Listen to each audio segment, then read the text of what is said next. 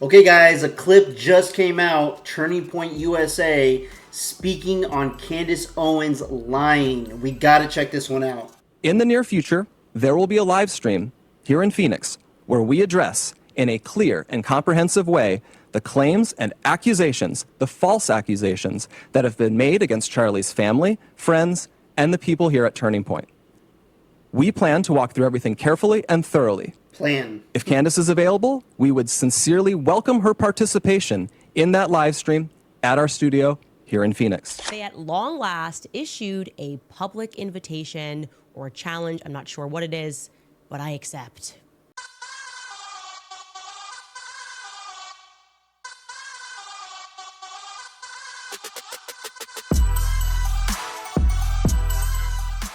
We wanted to use this segment at the top of this hour to say something important, something very important. For the past 2.5 months, there is a topic that has flooded our Freedom inbox. It has been nonstop on social media, but which we have almost totally avoided on this show. You probably already know what I'm talking about, which shows just how ubiquitous it has been. Ever since Charlie's murder, Candace Owens has leveled a flood of allegations against people at Turning Point USA, people at Turning Point Action, and people who work for this show. She has made them against some of Charlie's closest friends and against some of his most dedicated employees.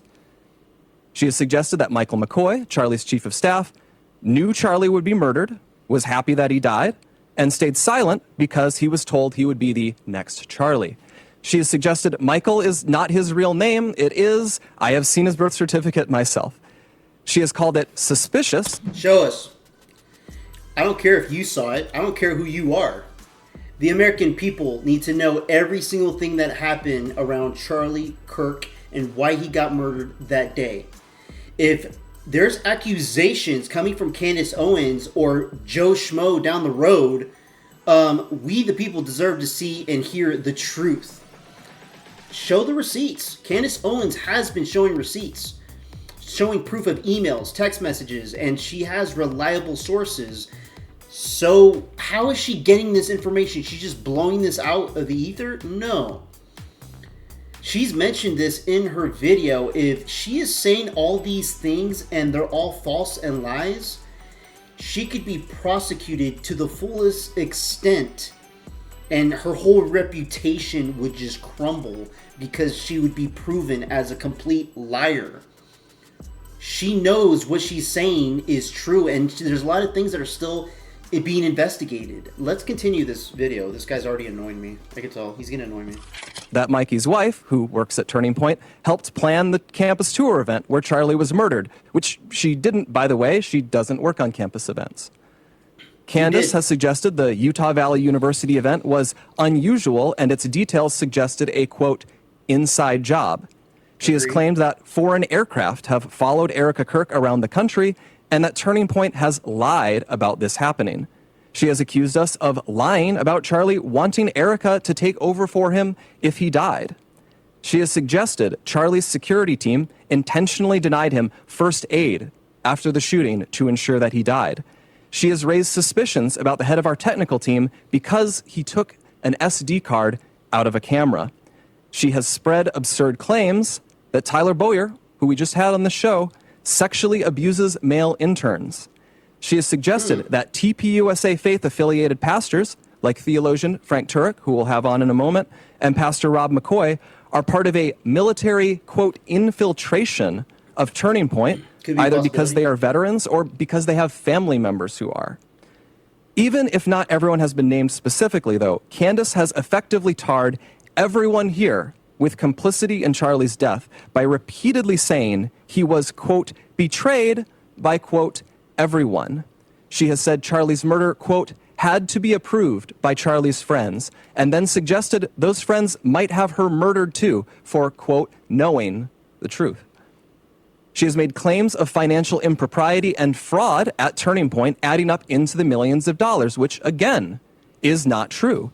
Charlie made sure the organization was audited by a third party every year. He personally reviewed and he signed off on every expense report, and literally every single bill paid by the organization down to a single United States dollar. Where's the proof of this? Where's the proof of this? Okay, that's hearsay. You're just saying that, oh yeah, Charlie Kirk did audits, but we have proof that Charlie Kirk wrote a memo to the entire staff of Turning Point USA, letting them know that, I forgot his name. He appointed somebody to overlook the Doge initiative into Turning Point USA to discover why Turning Point was spending why so much money was being pushed out of Turning Point. What were they spending on? This was confusing Charlie Kirk. So that's why he wanted to do a Doge audit to investigate what was going on within his own company weeks before he died. And in my last video that I showed you guys regarding Charlie Kirk and that memo, it was even discovered that the one that was appointed to initiate the Doge audit within Turning Point USA was halted, was stopped, was prevented. It's not happening now. Why?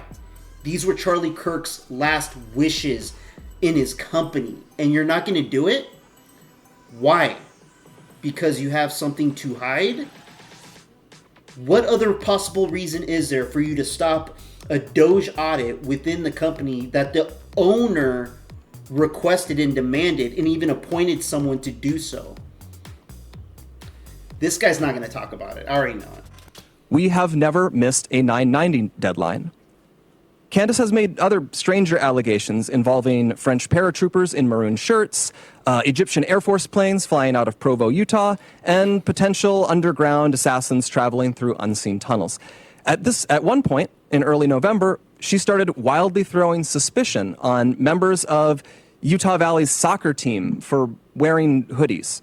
I could go on. There is always something new coming up, and none of it ever pans out, because from the start, there has been nothing there. The attacks and allegations from Candace are either lies. There has been nothing there. They're so stupid. They're so stupid to have come out. They took the bait.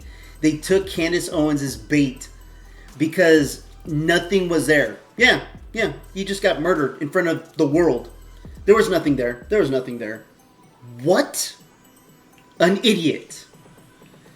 This guy literally made it even more obvious that there is something there. Gosh.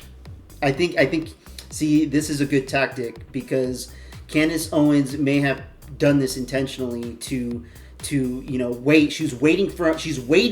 Been waiting for a moment like this for someone at Turning Point USA to speak out. But you know what? We can't just dig too much on this gentleman here. I don't even know who the hell this guy is. Who's to say he knows nothing about the corruption within Turning Point USA or the evil actors, I would say, within the company? Maybe he's not in that realm. Maybe he's just a bystander and they're using this puppet, this guy, to speak on combating Candace Owens. Because if they chose somebody else that knew the wrongdoings of what was going on within Turning Point USA and how they may have been involved in Charlie Kirk's murder, they would slip up. Too many things would go wrong in what they say, how they say it, body language, all that. But this guy is being very vague on certain things and he's not being specific. And he's not really addressing any rebuttal to things that Candace Owens has said. He's just saying they're all lies. That's not enough. You can't just say, oh, they're all lies, and then move on. You need to come back with some evidence, some proof of justifying why we should be believing you rather than Candace Owens. Or they are innuendos thrown around with a total, reckless disregard for the truth, so that Candace can manipulate and string along an audience of people who don't realize they are being played. Instead of being able to grieve properly after one of the most heinous murders in American history, a murder many of us had to witness, my friends have had to endure harassment from people who have gotten whipped up by what Candace is saying. In fact, I would say we have suffered more harassment from these people than we have from Antifa supporters who overtly celebrate Charlie's murder. And just like a lot of those Antifa members, many of these people take this delight in how gross and unpleasant they can be. What our friends have had to endure is not funny and it's not insignificant. It is evil. I have seen it. For months, we have received hundreds, thousands, I suspect, emails and calls asking us to respond. People have wanted us to invite Candace on the show. But for a long time, our approach was to say nothing. We did that for several reasons. First, before we hear your stupid reasons, did you guys get threatened with getting your lives taken? Because Candace Owens says that she has, and she has the proof of that. I mean, like I said earlier in this same exact video, if she's lying, completely lying about this stuff and just throwing stuff out there, what is her end game? Oh, to get more clicks? But if she is pushing out there to the public false information, why isn't the government, why isn't this company coming after her illegally through the court system to shut her up, shut her down? I should say, not shut her up, shut her down. Why aren't you wanting her on the show to interview her? Why aren't you inviting her? Why? That's not the Charlie Kirk way, and you're running his business? we thought that her prevarications were so absurd that nobody would believe them. We shouldn't have to answer questions about secret tunnels or Egyptian Air Force planes. That sort of thing is it's beneath contempt to respond to.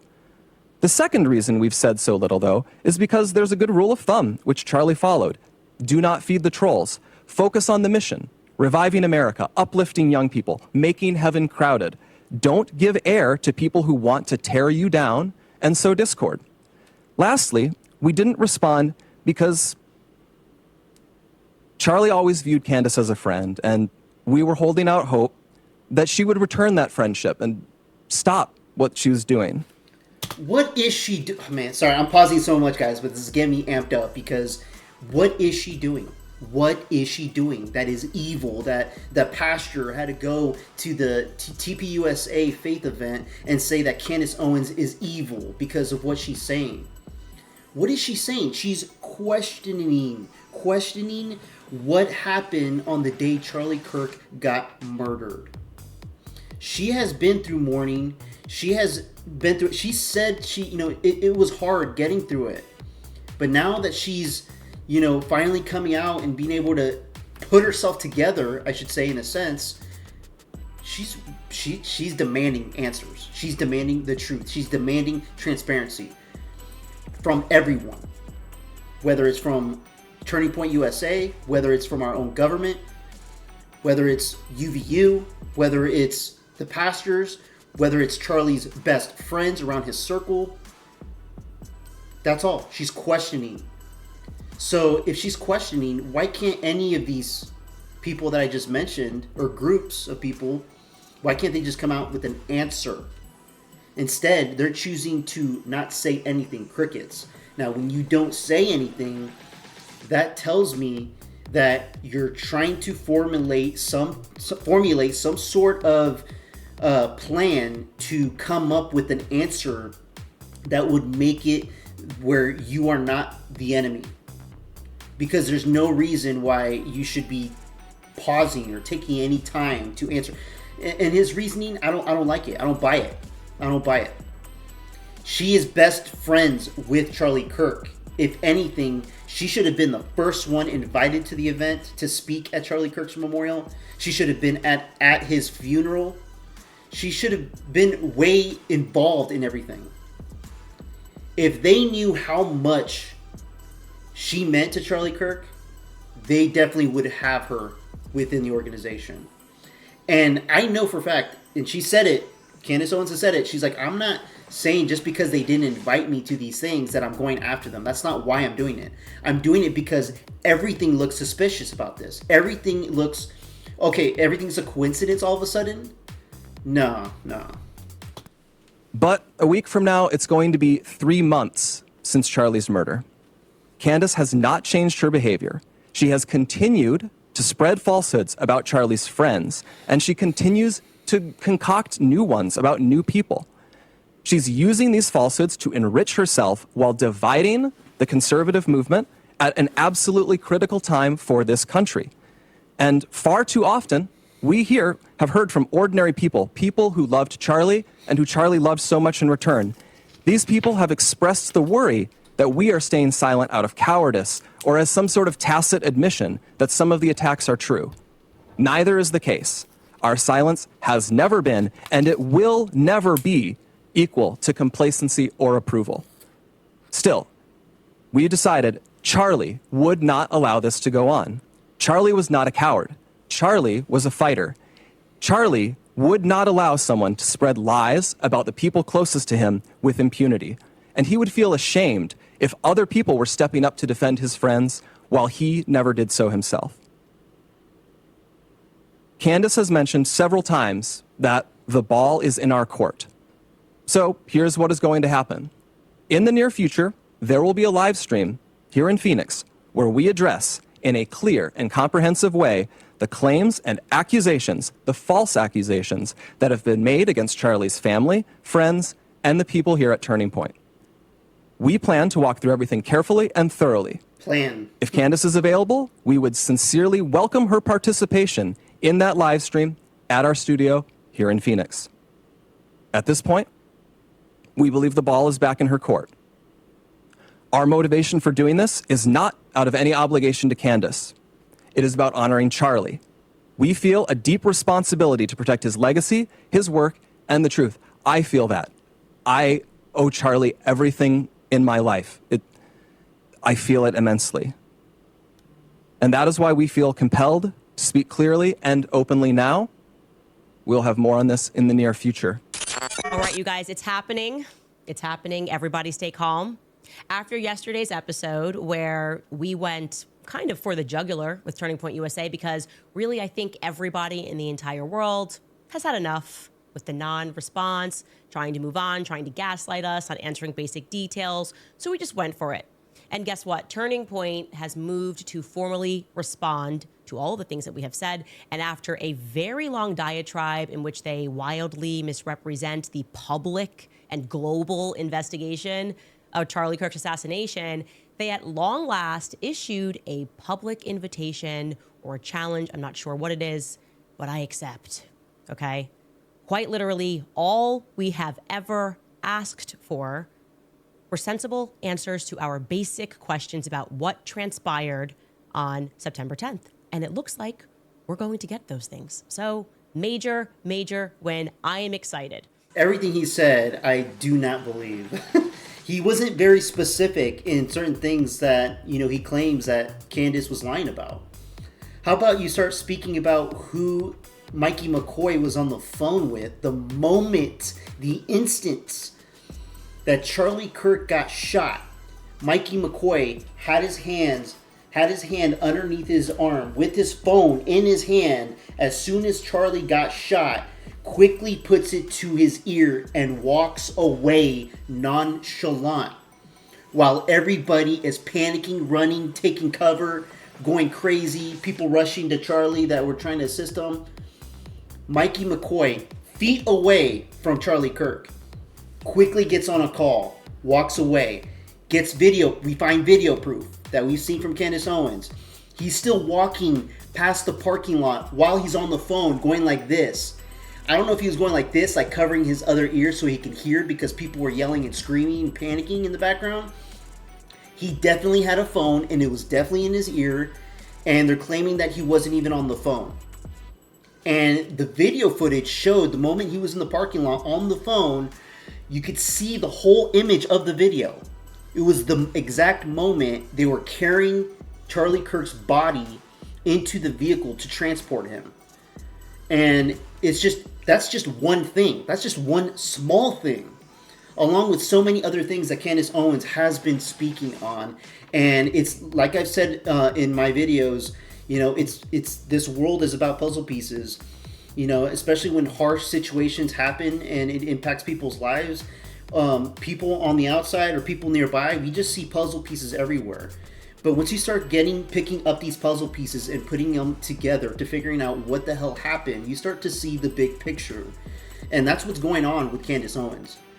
they screwed up putting out this video because it makes them look like they're even more guilty than they were before. Let me know what you guys think about this in the comments below. Like and subscribe. I would appreciate it. Till next time, peace out, everybody. This one's for Charlie.